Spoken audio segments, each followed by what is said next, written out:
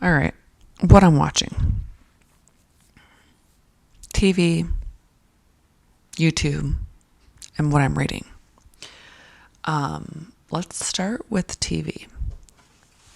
I will do a whole video on the Casey Anthony documentary that was on Peacock. I will. But for now, I'll just say a few things, okay? I was not sure that I wanted to watch it because I don't want to see her stupid face. But also, I was pretty invested in the case when it was happening. So I had a lot of the details in my mind, and it is a case that I don't feel like there was justice served on. So I still have an interest in the case. That said, it was a documentary. Documentaries have become so unethical. Like, I don't even want to call that a documentary. It was just her spewing her side, which clearly, what worries me the most about this documentary is how many people are naive, how many people that have watched it that are so naive, so gullible that as long as she cries and blames somebody else, they will just go with it. It doesn't matter that she's still lying. It doesn't matter that she's still contradicting herself. She's still tripping over herself. She still doesn't have answers for so much, and she's still completely focused on herself, not the child. I don't know how this just goes over so many people's heads, and how cruel it is to, and a slap in the face to real victims of that type of what she's saying her dad did. How cruel it is to watch somebody that you don't believe when it's happened to you. Because I just, when I'm watching her and listening to her, I don't believe it. And I'm not saying that her dad was, he was probably a cheater and all these other things, but when I hear her talk about this stuff, it sounds like so copy and paste, and it sounds like stuff that you would gather from others and mix it to your own story, which is what a lot of people are saying that she did. It sounds like stuff you would get from therapy or, books. It doesn't sound like a real story. And when she said, at daytime I was this, and at nighttime I had to be daddy's sweet little girl or something, it just rubbed me the wrong way. I don't think that a victim would say those words, that creep, like it's not resonating with me. And the fact that she lies, and I know that she would throw somebody's whole life away by saying those things, which should be a crime. Like, I hope that, if this is not true, that he goes the extra mile and takes her to court for saying these things. And I just think she should be sued in a million different ways, because obviously the other legal path did not work. And I think where they messed up on that was by charging her with the full thing instead of charging her with like neglectful, I think if the charges were different, she would have been held accountable. But because the charge was the full shebang, they couldn't prove that. So of course she's going to get off. I don't know. What do you do with a girl like that? What do you do with somebody that will lie and lie on other people and then be mad that people aren't asking why she's lying? People aren't asking to get to the root of why she's lying. Like, because we don't care. We don't care why you're lying, because that's lies too. That's how I feel anyways. Wednesday on Netflix. I loved it. It was a little juvenile. Like, I would love an adult version of The Addams Family, but it was cute. And I know a lot of people had issue with different things. Well, Tim Burton, for one, like, people have issue with Tim Burton because over the years he has not incorporated minorities into his works. And I believe he said the reason he didn't, like, he couldn't just say, I'm sorry, you're right. I need to work on that. He said like, well, that wouldn't fit my aesthetic or something. Like, okay, dude. So he goes and makes Wednesday. And so people are looking at it through this lens of we hate Tim Burton. So the Wednesday show did get a lot of criticism. Not all the criticism do I agree with, but I understand why when people are looking at it through that lens, they could have a problem with it. I enjoyed it. I really didn't have it figured out till the end, and that's rare. So it was, I loved the aesthetic, and I loved Wednesday, but I don't think that Catherine Zeta-Jones and I cannot think of the guy's name that played her parents. I didn't get anything from that. I didn't get any vibes. I didn't get any chemistry. I just don't think they nailed it. So I don't know. Maybe they can work on it if there's going to be another season, or maybe they can just write the parents off and not have parents on the show if it's going to be it just fell flat. The parents fell flat to me. And there's a lot of people saying like, well, everybody's trying to adopt this whole new like, ooh, we love Wednesday, but these people are the same people that used to make fun of like emo goth back in the day. And they're probably right, but somebody made a good point on TikTok the other day that these are still very pretty people. So when they're saying like a pretty person could have been goth or emo and not got the same bullying as like a non-traditionally, like a not commercially pretty person would have got more bullying by doing the same stuff, So I don't know, the truth lies somewhere in the middle there. But I will say that it does kind of disgust you when you see people that were bullies to you about something, and then all of a sudden they're like team that, and you're like, what? Like, you had a problem with that when we were younger. Like, okay. I don't know. Who knows? Dead to Me. Season 3 of Dead to Me. Wow.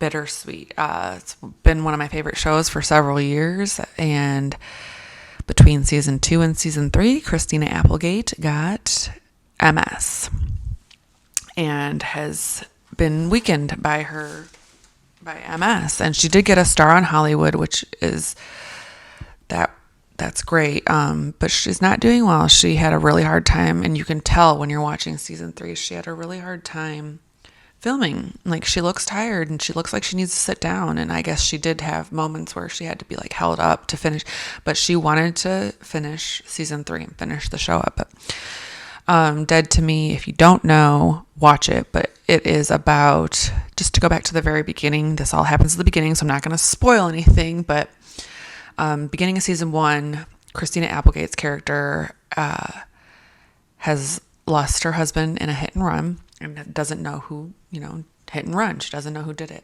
So she is trying to get therapy through this grief group that she's in, and there's this lady that likes to sit next to her and kind of like be so friendly, and Christina Applegate's character is like kind of a Grinch, and she's also going through this grieving process, and she's like, oh, but she gives the woman a chance to be her friend.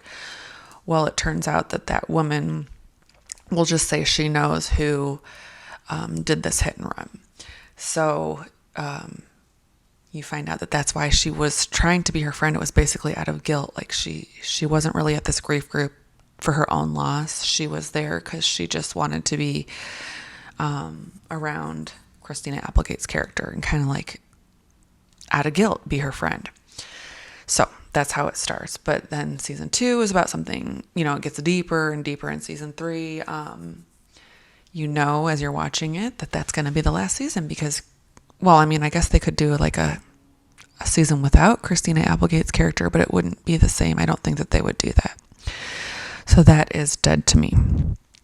We will do books next. So right now I'm reading a book called Sweet Girl, and I can't tell you who it's by because you're my phone right now, and that's the only way I could find out who it's by. But it's called Sweet Girl, and it's actually my second. I guess they're called Hick Lit. So I read a lot of addiction fiction, and I read a lot of I've read urban lit, and so this would be the other end. So this is called Hick Lit, and this is my second Hick Lit book. The other one was The Weight of This World, which was about the same substance that this book is kind of circling around. So this one, it takes place, I want to say it's a hilly mountainous state. I don't remember, but it is about a girl who her mom is lost in the world of this substance, which is a upper, and starts with an M. And I don't know if I can say it on YouTube, but her mom goes on these binges and disappears. The girl, I think she's 17 or something, 16, 17. She had to drop out of school to help take care of her mom because her mom's a mess. And one day somebody stops by her house to drop off something. They're like, your mom's out on, she's not doing good. She's out at this party house out in the woods, and she's gone. So you might want to go fetch your mom before this winter storm comes in. And so the girl, the main character, Percy, her mom took off with her coat and stuff. So all she has is a hoodie. She gets in her car. She goes to this house. She knows where it's at. It's a small town. So she does know these characters that her mom runs around with, these shitty characters. And she has to park because the house is off in this hilly wooded area. She has to park. She can only get the car in so far. And then she has to get out of the car and try to walk up to this house where her mom was last seen at. Well, she walks up to the house and she doesn't even see her. She looks in and there's a couple people passed out in the living room. She doesn't see her mom, and she's like, well, maybe I'll just go in. So she goes around back and goes into the house and nobody's awake. So she's like, well, let me go look upstairs. She goes upstairs and there is a baby up there crying, and it's really cold, and they had the window open. So the baby's got cold all over its face. She's like, I have to take this baby out of here. My other option is to go wake these people up, but who knows what would happen when they wake. What if I woke them up and then they're not going to let me take this baby? And I just have to take this baby. So she grabs the baby and tries to save the baby, but it's a winter storm is coming. So she still hasn't found her mom. So she goes off walking with this baby to another neighbor. She's like, I just need to go. I can't even make it back to my car right now. I'm going to go to find this other neighbor that I know that is a good guy that used to date my mom that lives up here. So that's where I'm at now. It's still the beginning of the book, and she's trudging through the snow with this baby that hasn't eaten, hasn't had a diaper change, trying to save this baby and not knowing what's going to happen when these people wake up, and still not knowing where her mom is. So it is called Sweet Girl. I will try to remember to link, or not link, but put the book and the author in the comments. And if you like Hick Lit, the other one was The Weight of This World, which was also really good. And it is about a kid and his friend who are also lost on this same substance, and some terrible stuff goes down while they're on this substance, and it leads to one thing leads to another. And anyways, that was a really good one too. I just finished Wife Swap. Also, I can't look up the author because it's in my phone, but it was really good. I get these on Libby, which is an app that you can read digital books through if you just have a library card number in the United States. And if your library is associated with this app. So Wife Swap was really good. I read it in, I think, 2 days, and this is me with a toddler. So reading a book in 2 days is a miracle. It is about a woman that is trying to reconcile a relationship she has with her husband, because years ago he had an addiction, and he kind of was just really negligent to their whole relationship. They had a small child at the time, a baby, and he just checked out of the relationship. So she checks out by doing what? By forming a relationship with a guy she works with. So they're both kind of in their own worlds. He does not care what she's doing. She stops caring what he's doing, the husband is doing, and she continues down this road and he continues down this road. Well, she's trying to reconcile. They quit the one guy quits his substances and she quits this affair, and they're trying to work their stuff out. And so they take, it's actually like a house swap. She's on some kind of app or something where you can do a house swap. So you would put your house on this app, and then you find somebody that is renting out their house for the week that's on this app. And then you guys, instead of paying for a hotel, you just switch houses. So, it's no expense for a place to stay, so it makes sense. And it's kind of like Airbnb, but without like all the extra shit. I'm sure you have to like still clean it up and do all this Airbnb stuff because it's not a hotel. So she gets to this residence, and then, somebody's at her residence, this exchange. So she's there for a nice week with her husband. The kid is, they drop the kid off at a grandparent's house, and they're there for this week of making up and trying to find their love again. But as she's staying in this house, she starts to see things. She's like, I can't believe what I'm seeing. Like, everything is a reminder of that affair she had. Just the smell of the house. There's like a picture in the house that is of a park they used to hang out at. And as all this stuff starts popping up, she's like, no, there's something more here. And then she finds, like, as they're laying in the bed, she's like, I'm going to search this room. So she looks behind the bed, the headboard, and she sees an open bottle of aftershave that the other man used to wear. And she finds a few more things that were like definitely planted there. So now she's like, she becomes scared because she's like, no, this is definitely a setup. And who's in my house then? Because this was all a setup, So she's like trying to figure out who's at her house, and she doesn't want to tell her husband what's going on because this is their week of trying to, be with each other. And if she tells him, it's going to ruin their whole week, and he's going to be like, why is this still going on? And so she just keeps it all bottled inside for this week, and she's starting to like lose her mind. So that's all I'll tell you, and that's a lot, but it is really good. It's called Wife Swap, which reminds me of the show Wife Swap, which just cannot be matched in my opinion. If you remember the old original Wife Swaps, like those, can they do that again? That was good. That was good TV. And I don't watch trash TV. Like, I don't usually watch reality TV because I don't even think it's reality TV these days. But that was good. That was some good stuff. Okay, YouTube. I've been following Annie Elise, 10 to Life, about these Ohio murders, which scare the shit out of me. And then how botched the investigation got. I know it's a small town, so I don't know if this town's resources and this town's intelligence was capable of handling something like this. Because now I'm watching, and there's always, online sleuths, which thank God, because sometimes they do catch stuff. In fact, there was a retired private investigator, which kind of reminds me, if you've seen The Sinner, you know that the main character of The Sinner, the detective on The Sinner, is like this. He's a retired police, detective. Well, a retired police detective went to the scene, and because he was in, is it Idaho? It's Idaho, right? He was in the area, and he's like, I just want to go, this was his whole life, so he talks his wife into going out to the scene, and he actually found a glove. He didn't touch it. He was like out walking, where you could walk, and he found a glove, and he called somebody over, and he was like, did you guys see this? And they had not seen it. So they did gather the glove, and who knows, it could be nothing, but what if it is something? That's a huge thing. A glove is a huge thing, right? So thank God there are these like online sleuths and just a fresh set of eyes to look at stuff.